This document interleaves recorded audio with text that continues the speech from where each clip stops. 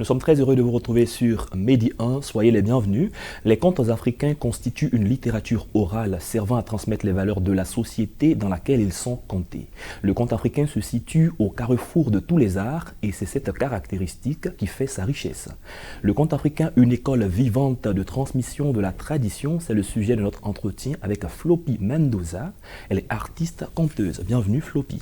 Merci, bonjour. Vous êtes artiste, conteuse, enseignante également.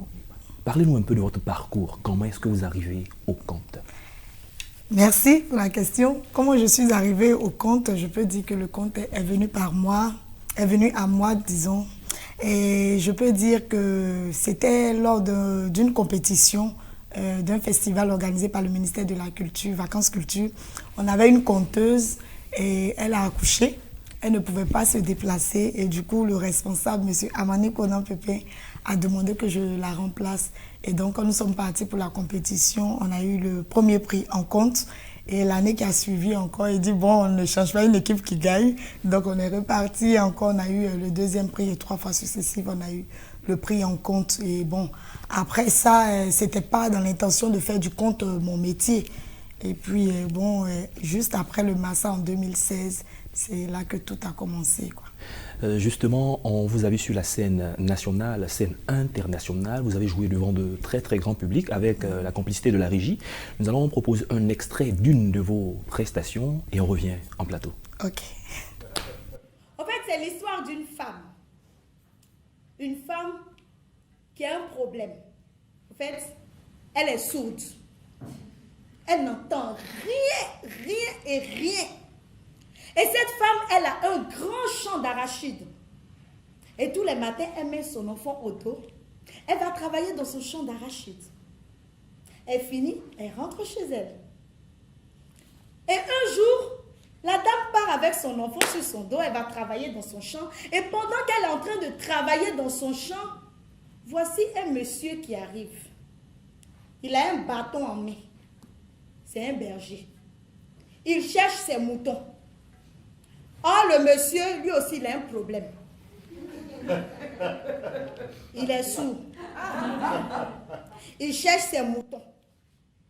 Et il arrive auprès de la dame. Nous revenons en plateau. C'est une de vos prestations ou est-ce que c'était dans quel cadre? C'était durant ma tournée en 2019 en Belgique. C'était à Bruxelles. Et j'avais été invitée là-bas. D'accord, brièvement, on n'a pas terminé l'histoire, mais cet homme et cette dame, qu'est-ce qui les lie et qu'est-ce qu'on retient de cette histoire? Ce qu'on retient de cette histoire, c'est que la communication est très importante. Parce que quand on n'arrive pas à échanger, quand on n'arrive pas à se comprendre, c'est vraiment difficile et puis on a toujours des problèmes. Donc, il faut pouvoir communiquer pour pouvoir se faire comprendre. Parce que les deux personnages en question étaient sourds. Voilà, ils sont sourds et lui, il cherche ses moutons et il va demander à la dame aussi qui est sourde. Donc, du coup, c'est un message où personne ne comprend et tout. Et à la fin, c'est le chef qui doit trancher. Et lui aussi, il est sourd. Donc, c'est question de quiproquo, on ne comprend rien. Et le monsieur qui voulait faire un présent à la dame qui ne comprenait pas, a pris ça pour...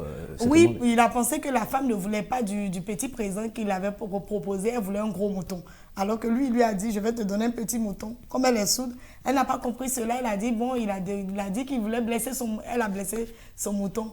Et donc, il n'arrivait pas à se comprendre. Pour dire que la communication est très, très importante. Si on arrive à se comprendre, je pense bien qu'on va éviter les conflits, quoi. Le conte africain, où est-ce qu'il tire ses sources? Qu'est-ce qui fait la particularité du conte en Afrique?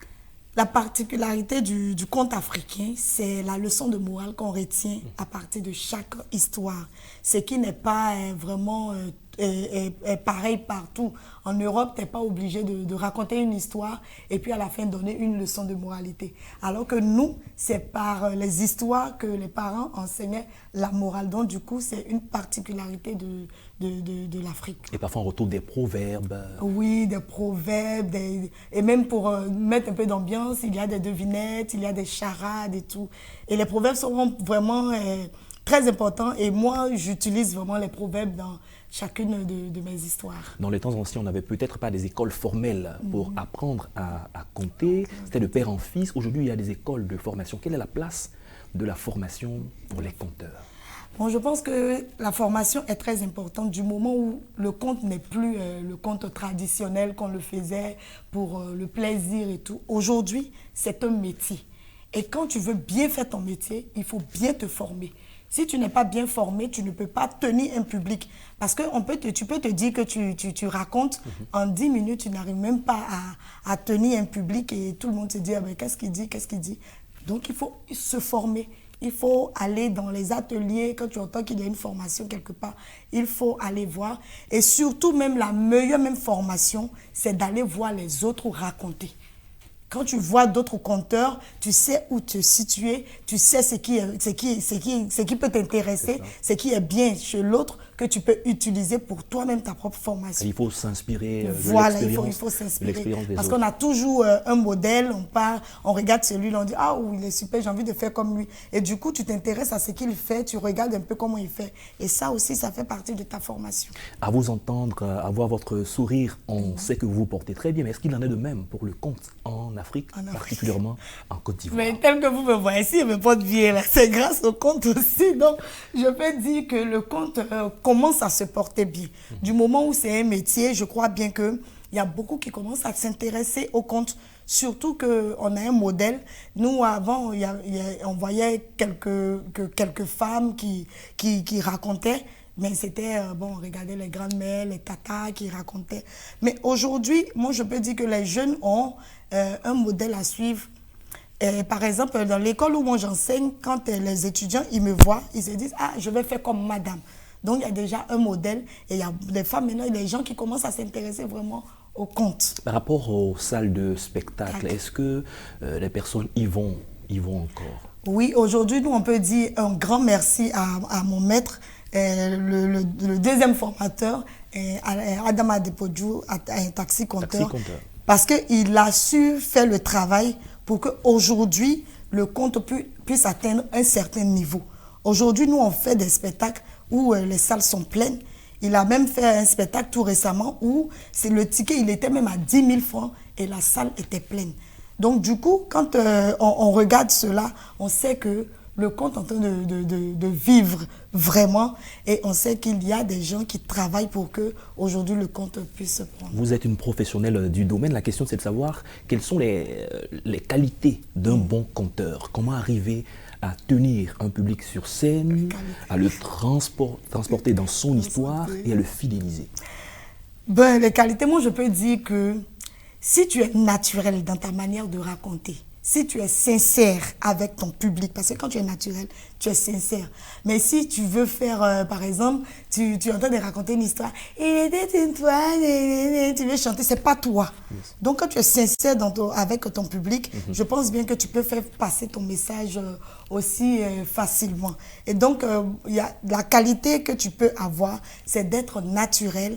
Et comme on a parlé aussi de la formation, savoir dire les mots, et comment les placer, à quel moment les placer. Donc quand c'est comme ça, c'est plus facile de pouvoir transmettre ton message. On dirait que vous êtes l'une des ambassadrices du conte, à la fois en Côte d'Ivoire et ailleurs. Quel est votre rêve pour le conte dans notre pays et à l'extérieur? Dans notre pays, je voudrais que le conte utilise et ait la place qu'a par exemple le théâtre, la danse.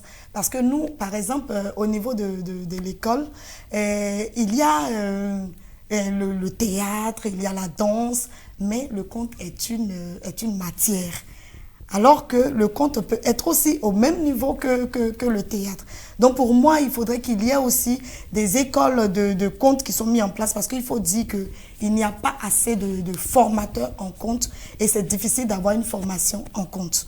Donc s'il y a une école qui est là, qui transmet vraiment ces valeurs-là, moi, je pense que ça sera très, très intéressant. Nous avons parlé de contes africains avec Floppy Mendoza. Merci d'avoir accepté de répondre à nos questions. Merci à vous pour l'invitation. C'est la fin de cette émission. Merci à tous de l'avoir suivi. Bonne suite de nos programmes.